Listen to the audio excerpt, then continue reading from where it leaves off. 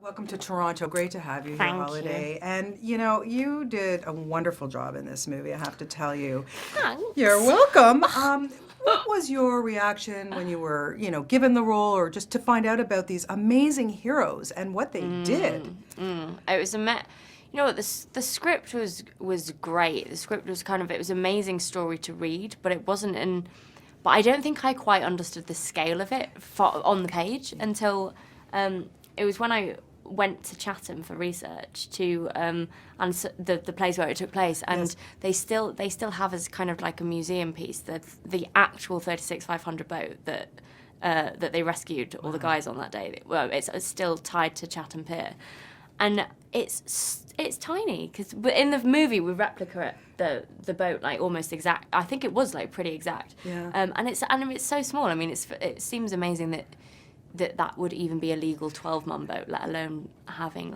they had 36 people on in horrendous weather. And Exactly. that kind of makes you go, oh my gosh, how did this happen? How did they all survive? Yeah, it is quite. As I was watching the Yeah. movie, I'm like, that's what I'm thinking. Okay, even if they make it there, how are they going to get all these people on that Yeah. boat? And Yeah. Bernie did it, and his persistence and Yeah. his bravery. I mean, I don't know. Do you know anybody that would be like that? No. And what I find so fascinating is how humble these guys Yes. were. It's like I've listened to quite a few interviews with Bernie Webber, and he just he kind of puts it down to it was our job. It was our job to go out there. He doesn't take. I mean, I'm not sure I could do it, even if it was my job. I don't think I could. Absolutely. And also just he always mentions it being like an act of God, or almost like it was fate or an act of God. Totally taking the responsibility out of his hands, which I just think that's. I mean, it's so humbling to hear someone who is so humble but has achieved amazing things. I mean, he saved 32 men's lives. Yeah, it truly is an amazing story. And then you get to work opposite, Chris Pine. Oh, too Yeah. bad. I really feel sorry for you and all these lovely co-stars that you've had over the years. But, looking into Chris's eyes, was that hard? Yeah, it was. No, but the only thing that was hard about looking into Chris's eyes, actually, is because his eyes are so blue, I was constantly going, are they contacts or are they real?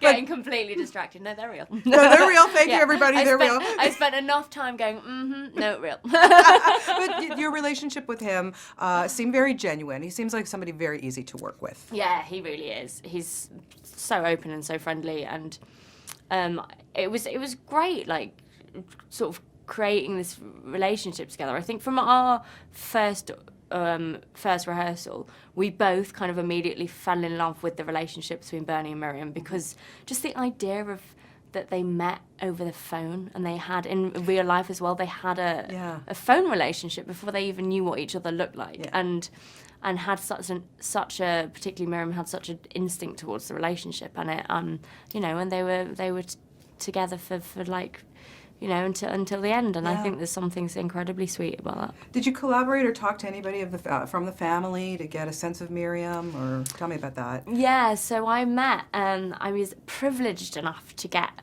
my tour around Chatham was from Patty, who is Miriam and Bernie's daughter, who, Miriam's quite private apparently, so I was desperate to see some footage of her, but she never liked to kind of to share that, or hated listening to her own voice.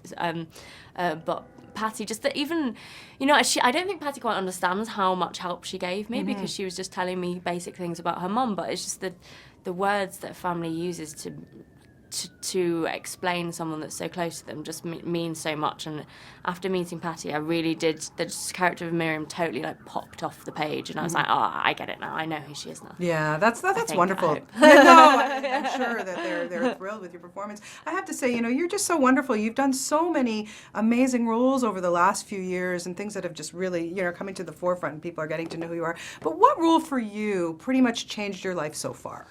Well, I don't know that any have kind of changed my life. I feel like it's been sort of a pretty steady kind of progression. I feel very lucky that I've had chance to play not only over completely different periods, but a lot of strong, interesting women that I've been completely intrigued by. But I think for me, when I played Bonnie from Bonnie and Clyde, I felt I sort of felt like the years before that had been like my Bonnie training. Like Lucrezia Borgiain and Estella are sort of they're sort of learning the manipulation, and so I did feel after I finished that miniseries, I was like, I can relax now. Well, you know, it's always good to be a Bonnie. Yeah. Yeah, like, exactly. See, there you go. I can relate. Everyone loves a Bonnie. Yeah, everybody loves a Bonnie. Well, we love you, Holliday. Thank you so much for coming to Toronto to talk about this wonderful film. Thanks. And we look forward to seeing you in lots more coming up.